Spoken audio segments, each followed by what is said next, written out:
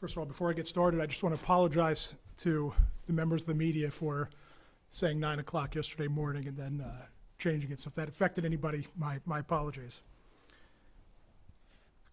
Because I've always respected this process and the law, I have been quiet until now. Well, that day is over.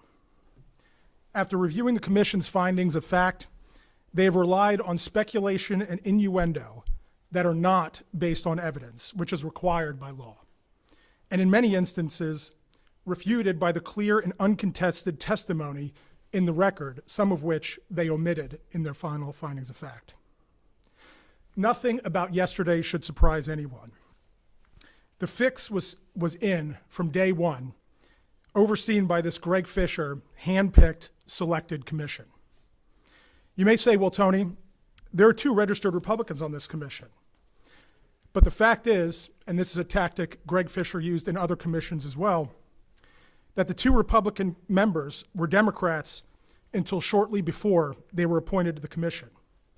I think it is fair to ask, and I have the proof here in an open records request to the county attorney's office.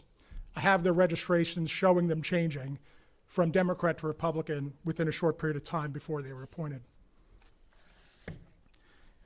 I think it's fair to ask if the commission is actually reflective of the political diversity within our community, or if it was just set up to appear that way.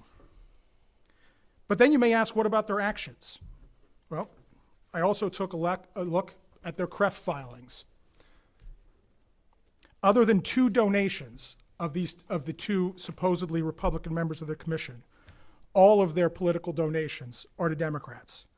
By all appearances, this was political diversity in name only. Now, I want to be clear in making these statements that I do not mean to suggest that Republicans and Democrats are expected to vote lockstep in a way that advances a partisan interest, either on this commission or otherwise. But I do think it is important to question whether this commission has truly achieved the goal of ideological diversity, or if that is just an illusion. These are requirements in law, along with gender, race, and geography. Greg Fisher regularly flaunted them, and he successfully stacked this commission with his own political ideologues. I didn't bother printing the other members' political donations because they are 100% to Democrats, well over $10,000 worth. This is a Greg Fisher hand-picked commission, and frankly, the fix was in since day one. For example, let's examine the commission chair, Dee Pregliasco's op-ed published immediately after my hearing, directed to local Republican legislators when she said they, and I'm directly quoting here, quote, "don't like diversity, equity, marginalized students, non-English speaking immigrants, and poor people," end quote. The chair of this commission attacking Republican legislators, calling them bigots that hate poor people. In what universe is it responsible that the chairperson of an administrative hearing, overseeing the fate of the local Republican legislator, writes an op-ed making inflammatory and ad hominem attacks against Republican legislators in the middle of the deliberations? Beyond that, there are a range of other procedural abnormalities. For example, the commission appears to have improperly assigned counsel to the complainant at taxpayer expense and allowed his attorney to be the prosecutor, a person with a clear bias who is representing the complainant, instead of an independent representative of the commission who was interested in justice. At the same time, the commission's appointed prosecutor did virtually nothing at the hearing, asked 1 question in 4 days, except to make an inflammatory statement at the end of the trial that made a blatant appeal to his relationship with the commission, who was acting as the jury. While my attorney stuck to the facts and the law, they appealed to speculation and personal appeals to the people deciding my fate. Again, the fix was in from day one. Another example was our repeated attempts to get records under the Open Records Act. I made 4 open records requests, and the Attorney General determined that either the Commission or Metro government, or both, violated the Open Records Act each time. Every single time I made the requests, they broke the law. Each of them affected my ability to defend myself. The most egregious case is one of the first open records requests I did, having to do with the public disclosure of my response to the ethics complaint. The commission delayed and delayed in the lead up to my case in front of the circuit court. Despite promises to release the record sooner, the commission waited until after the court case was over to release responsive documents, including an email that I have right here from its attorney that backed up our position that the disclosure of our response was improper and directly contradicted the position they took in court. I'm going to read to you directly from this email. This is from Todd Lewis, the lawyer for the commission, copying Dee Pregliasco, the chair of the commission, sending the email to members of the Greenberg administration who are administering the Open Records Act, where he says, Todd Lewis says, quote, "The most important thing right now is that we believe all," and he fully capitalizes the word all, "documents connected to the currently pending investigation are exempt under KRS 61.878H, I, and J at this time. This is important because one of the participants to that process is objecting to the disclosure. And improper disclosure will harm our ability to carry out this case. Not shall, not could, will harm their ability." And yet he walked into court and said the exact opposite in his position, while knowing that this email existed.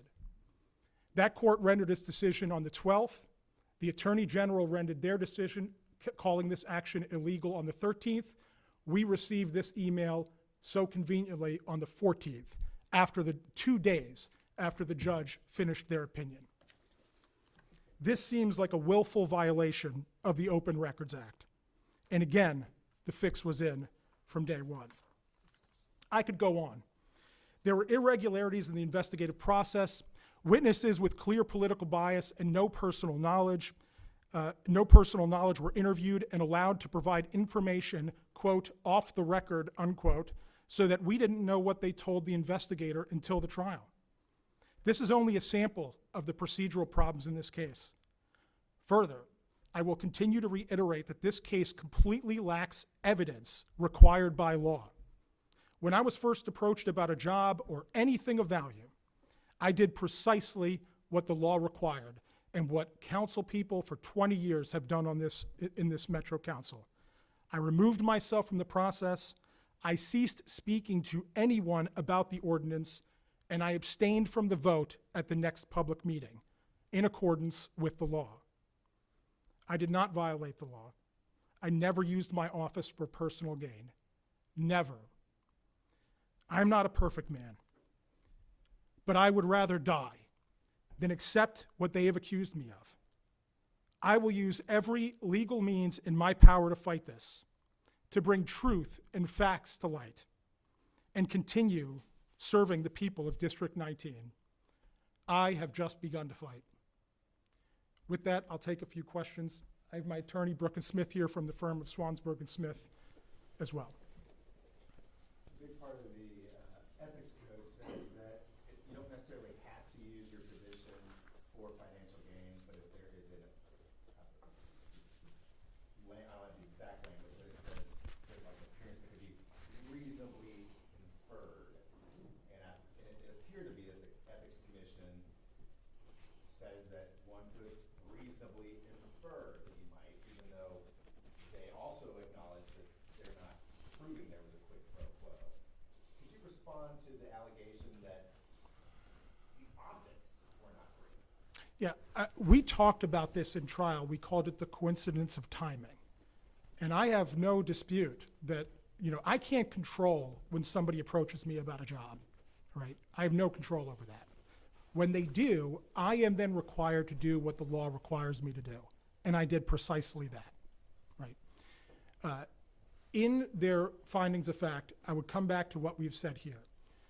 They either omitted facts that disputed things they said, or even those comments have requirements in the law that frankly they did not achieve.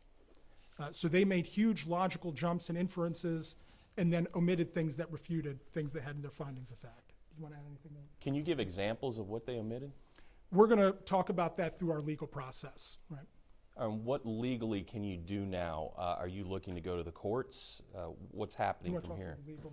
Sure, there's a number of avenues, including seeking judicial review of the commission's findings of fact and conclusions of law. That's certainly one avenue that we're taking a very close look at. Any other questions? Would you say there are one or two things that when this goes to court, you'll be able to point to as proof that the Ethics Commission erred in its findings? It'll be far more than one or two. What's your response to the Ethics Commission stance that you've heard about the press? What I said during the hearing, and I will stick by this, is that if there was anything that I look back with, and again, I said in the hearing, if I could get in a time machine and go back in time, I would have communicated differently, okay? That is a part of the process. And I think, and David James even said this when he was interviewed, that the style, had it been different, he said, quote, we wouldn't even be here, right? If there's something to be learned by the process or by the words that were used, I'm fine with that, right? But that is a far leap from what I'm being accused of here, right? So again, I was more than willing at any time during this process to be more upfront with the public, but the legal process, again, I respected it and didn't want to be accused or practically to tamper with the process that I respected. But clearly, I would argue the Ethics Commission didn't have the same respect for this process that I have. Do you regret not shedding light on your relationship with the organization before all this? I mean, Like you I said said- going back in a time machine. Yeah, going back, what I said was going back in a time machine, if I could have communicated that differently at the time and avoided all of this confusion. I don't dispute that, and this is why I've got the evidence binders with me. I'm going to have them as I walk around and talk about this. I want all the evidence out in the open. I'll call on the Ethics Commission to release all of the evidence to the public as quickly as possible. Because the evidence speaks for itself, right? The evidence is very clear. I can't help people's perceptions. There are people that don't like me and wanted me out of office before any of this ever happened, right? Because they perceive that I am a bad person, right? This is why evidence and facts and the law are critical, so that we aren't removing people because we don't like them, we don't agree with what they think, right? I was elected by thousands of people to represent my district. I have worked incredibly hard to do that, all members of my district, and that's what I'm going to continue to do while I'm on council. Maybe one more question. Mayor Greenberg is having a press conference at noon, and we don't know it. All we know about it is that it's going to deal with ARPA funding. Are you concerned that the CEOC might have to give back the $40 million? You should speak to the CEOC about that. I'm focused on the ethics case here, and I look forward to hearing what Mayor Greenberg has to say at noon. Yes. In your research, have you uncovered any other Ethics Commission findings with which you disagree or which could set a precedent for the decision that was made about your particular case? Well, funny thing is, one of the open records requests I made was from all the documentation from some of the prior cases they've done, and they came, two of the prior cases that ended up going in front of council, and in both cases they said they had no documentation or they just had a cover page. So part of this is their complete failure to manage their own records, which makes it extremely difficult, frankly, to make those sort of comparison judgments, and that's precisely what we were trying to do. Or it's one of the aspects that we were trying to do. So no, it's hard to do it because, frankly, they don't have, or they failed to produce to us the documents that were relevant to our request. All of open records, you've experienced the open records backlog now. Mm-hmm. Things that we've all been dealing with Oh, yeah. for years.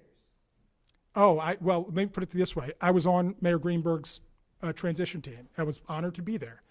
I think it spoke well of his desire to have different opinions at the table. I sat in a meeting. It was Deputy Mayor David James was there, Deputy Mayor Dana Mayton was there, I believe Chief of Staff David Kaplan was there, and I said to them in no uncertain terms that the open records problems that the Fisher administration created should have been not only their priority number one, but I encouraged them to immediately appoint somebody during the transition process to meet with that department and fix it immediately. I completely sympathize, have sympathized. This is not new for me. What the media and the public have been going through related to that process. I encouraged them to fix it at that time, and clearly it continues to be a complete disaster. During the trial, the non-voting member of the Ethics Commission mentioned that he was a Republican and that there had been concern that that would be someone not voting even though he was registered as a Republican, but he said that he would ask the commission to find that you violated the accusations against you. Did you look into his records like you did the voting members to see if he had changed colors in the past? Yes, sorry, to be more specific, and I'm sorry I wasn't more specific about that, there are only two members that are listed as Republicans on the Ethics Commission, Robert Boyd and Michael Euler.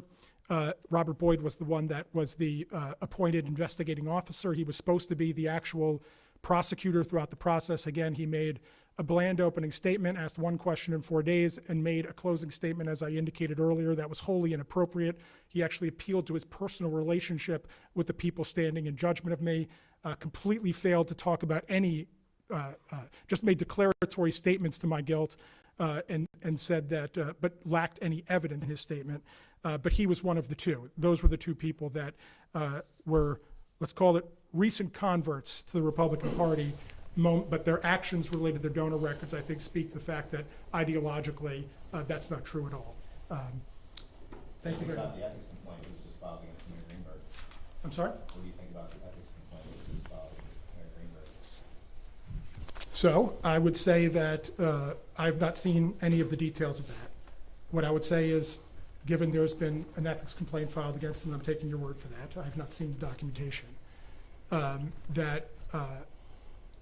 Let's put it this way, the Ethics Commission had better treat him in precisely the same way they treated me, or it will expose this for exactly what it is, and that's a partisan hit job. Thank you very much, everybody, appreciate it.